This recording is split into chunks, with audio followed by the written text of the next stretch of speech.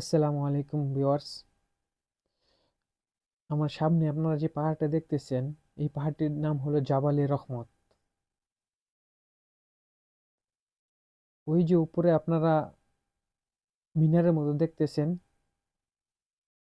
এটি একটি নিদর্শন। এর কারণ হলো, সর্বপ্রথম আদম আলাইসাল্লাম এবং মা হাওয়া আলাইসাল্লাম এখান থেকেই প্রথম বসবাস শুরু করেন।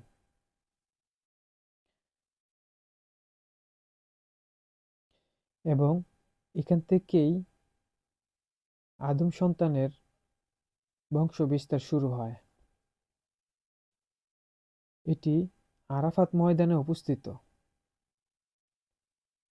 বাবা আদম আলাইসাল্লাম এবং মা হাওয়া আলাইসাল্লামকে দুজনকে দু জায়গায় সরাসরি ভেস থেকে নামিয়ে দেওয়া হয়।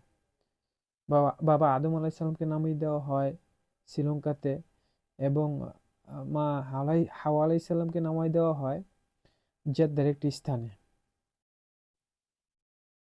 এই সেই মিনার।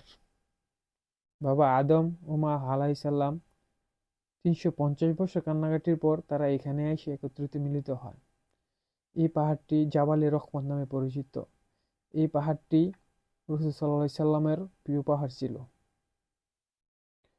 আমাদের বাংলাদেশি হাজিরা, শুধু বাংলাদেশিরাই নয়, বিশ্বের যে কোনো হাজিরা আসে, সবাই এই জায়গাটি জিয়ারত করতে যায় বা ভিজিট করতে যায়।